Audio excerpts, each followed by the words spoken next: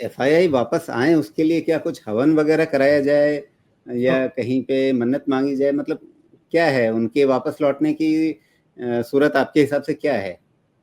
देखिए, एक तो अमेरिका में जिस तरह से अनसर्टेनिटी है या जिस तरह से वहां के मार्केट भी जो एक तरफा चल रहे थे वो अब वहां पे भी करेक्शन होना शुरू हो गया है या हो रहा है।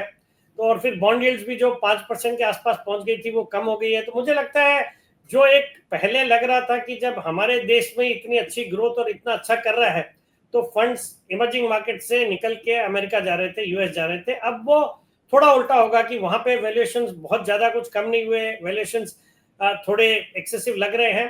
खास करके मैग्निफिसेंट 7 में तो मुझे लगता है वैल्यूएशंस काफी बढ़ गए हैं।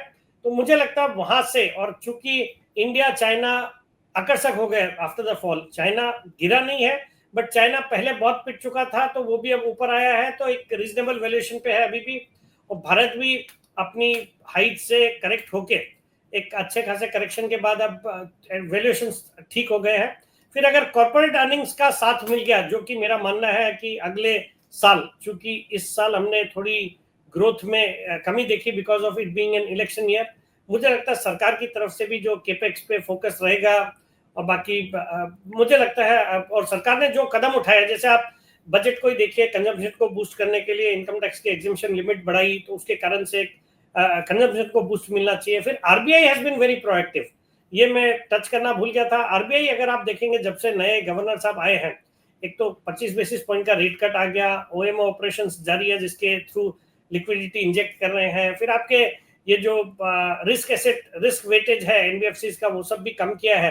तो all in all RBI is also becoming very proactive. तो मुझे लगता है इन सब का क्यूमुलेटिव इंपैक्ट रहेगा and we'll come back to a growth path. जैसे हम हमारी जो जीडीपी दर, ग्रोथ दर है वो 6.5% आ गई है, अगर वो 7%, 7.25% उस ओर जाती है तो FIIs will not have any choice but to come back to India. मुझे लगता है जल्दी ही ये रिवर्सल होगा।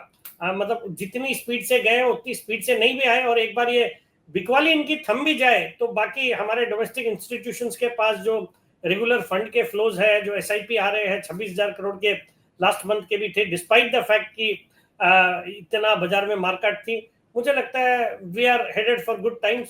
तो I remain bullish on this market, और अच्छा ही है कि ये बाजार करेक्ट हुआ, अच्छे स्टॉक्स मिलने के आपको, खरीदने के आपको मौके मिल रहे हैं, जो साइडलाइंस में थे उनको भी बाजार की ग्रोथ में पार्टिसिपेट करने का मौका मिल रहा है। 3-5 साल के व्यू से इस बाजार में डेफिनेटली यहाँ पे इन्वेस्टमेंट करने का मौका है।